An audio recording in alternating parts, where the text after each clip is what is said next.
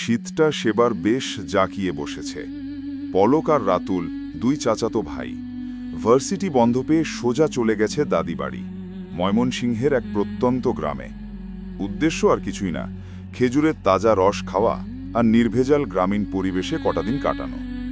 গ্রামের বাড়িটা বেশ পুরনো, লাগোয়া একটা মস্ত বড় বাঁশঝাড় আর তার পাশেই একটা ছোট্ট পুকুর। রাত ৮টা বাজতেই চারপাশ এমন নিঝুম হয়ে যায় যে ঝিঞ্ঝি পোকার ডাকও কানে তালা ধরিয়ে যায়। আমরা বড় চাচার বাড়িতে শুই। বড় চাচার বাড়িটা ছিল পুরনো, চাচা থাকেন দেশের বাইরে আর চাচিও তার বাবার বাড়ি, তাই বাসাটা খালিই ছিল। বড় চাচার বাড়িটা পুরনো হওয়ায় বাথরুমটা ছিল বাইরে।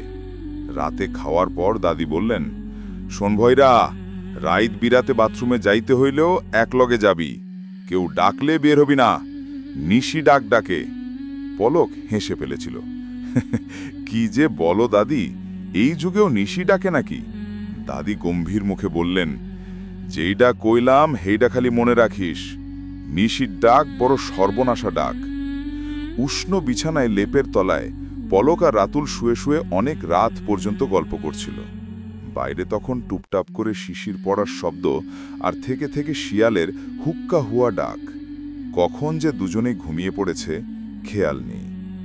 মাঝরাতে হঠাৎ পলকের ঘুম ভেঙে গেল।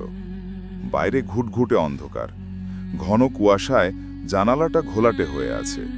পলক কান খাড়া করল। কিছু একটা শুনেই ওর ঘুম ভেঙেছে। পলক, এই পলক! খুব পরিচিত একটা গলা। সজীব ভাইয়ের বলা না? সজীব ভাই তো চট্টগ্রামে চাকরি করেন, ওনার তো এখানে থাকার কথা না। পলক ভাবল হয়তো ঘুমের ঘোরে ভুল শুনেছে। সে আবার চোখ বন্ধ করল। পলক, ও পলক, বাইরে আয়! পলকের বুকের ভেতরটা ধক করে উঠল। গলার স্বর হুবহু সজীব ভাইয়ের। পলক কাঁপা কাঁপা হাতে রাতুলকে ধাক্কা দিল। রাতুল, এই রাতুল ওঠ! রাতুল ঘুমের ঘোরে করে একটা শব্দ করে পাশ ফিরল। ঠিক সেই মুহূর্তে তৃতীয় দাগটা এলো। এবার যেন স্বরটা একেবারে জানালার পাশ থেকে। পলক, আয় না, দরজাটা খোল!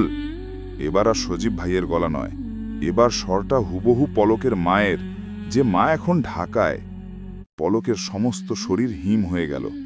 দাদির কথাটা ওর কানে বাজতে শুরু করেছে। সে প্রায় চিৎকার করে রাতুলকে ধাক্কা দিতে লাগলো। রাতুল, ওঠ, ওঠ বলছি! ধর্মর করে উঠে বসল রাতুল। কি হয়েছে, চিল্লাস কেন? চুপ, কিছু বলবি না, পলক ফিসফিস করে বলল। দুজনেই কান পেতে রইল। ঘরের ভেতর একদম নীরবতা, শুধু রাতুলের ঘড়ির টিকটিক শব্দ। রাতুল, বাবা, দরজাটা খোল! এবার রাতুল চমকে উঠল। স্বরটা ওর বাবার। সে পলকের দিকে ফ্যাল ফ্যাল করে তাকালো। পলক ওর মুখ চেপে ধরল, ইশারায় বোঝালো, চুপ। বাইরে আর কোনো সাড়া শব্দ নেই। মিনিট পাঁচেক পর রাতুল ফিসফিস করল, মনে হয় চলে গেছে। পলক মুখ থেকে হাত সরালো না। ঠিক তখনই ঘরের টিনের চালে খাঁচ করে একটা বিকট শব্দ হলো, যেন কেউ লম্বা নখ দিয়ে চালে আঁচড় কাটল। পলক, রাতুল!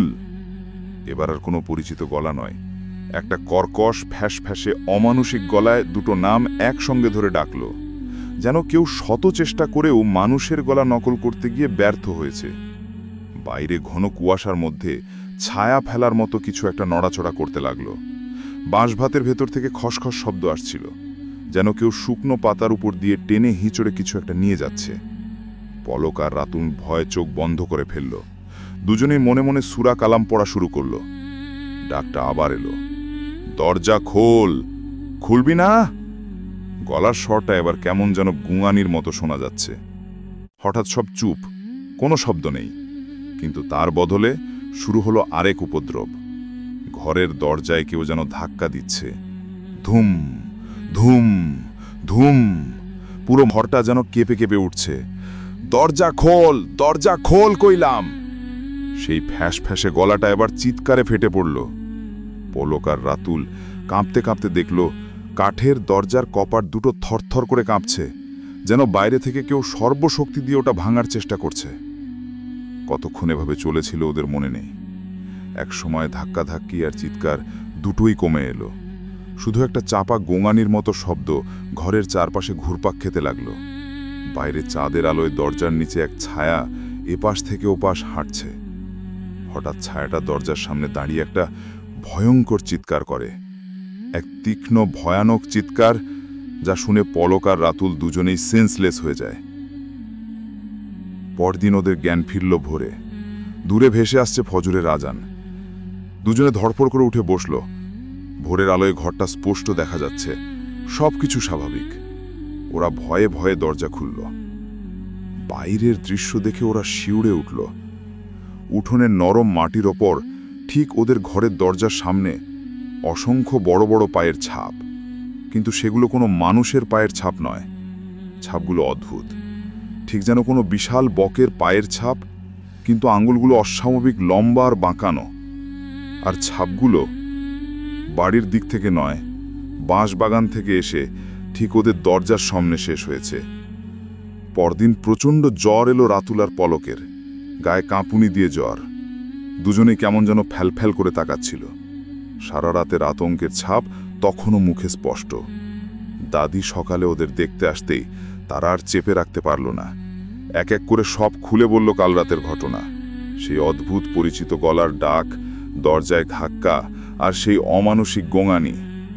দাদি সব শুনে একটা দীর্ঘশ্বাস ফেলে বললেন, আল্লাহে বাঁচাইছে, তোরা সারা দেশ নাই দেখা রক্ষে।